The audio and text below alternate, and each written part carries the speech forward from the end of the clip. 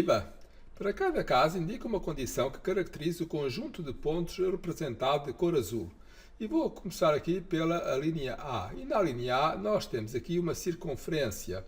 E uma circunferência nós podemos imaginar que é constituída por milhares e milhares de pontos. Aqui estará um, aqui estará outro, aqui estará outro e assim por diante.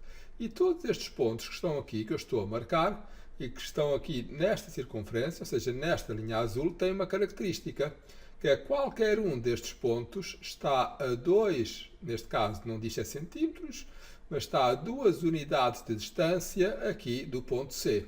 Então, como é que eu vou caracterizar estes pontos? Da seguinte forma, é o conjunto dos pontos do plano, e atenção que isto é o plano, porque é como se fosse uma folha de papel, é o conjunto dos pontos do plano que estão a 2 unidades de distância do ponto C. Está feito. É só isso que precisam de fazer. E passo aqui para a linha B.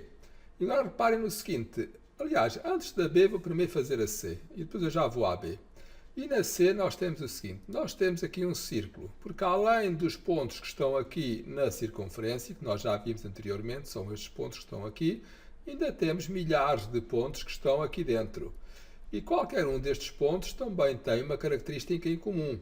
Os que estão aqui na circunferência, já vimos que estão a 2 unidades de distância aqui do centro.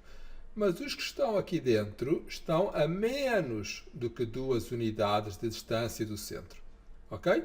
E, portanto, é essa a característica comum de todos os milhares de pontos que estão aqui no círculo. Uns estão a 2 unidades de distância e outros estão a menos de 2 unidades de distância.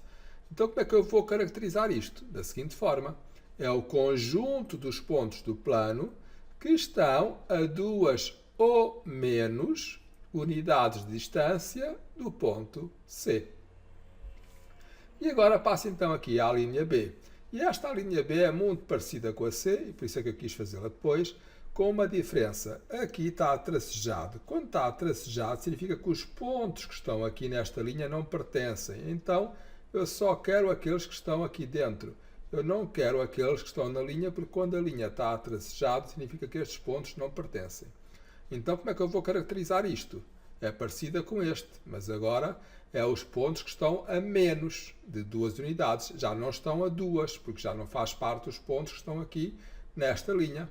Então, cá vai. A caracterização é a seguinte. Conjunto dos pontos do plano que estão a menos do que 2 unidades de distância do ponto C. E agora, aqui na última, esta linha também está tracejada, significa que ela não pertence, então eu quero os pontos que estão aqui fora, todos os milhares de pontos que estão cá fora.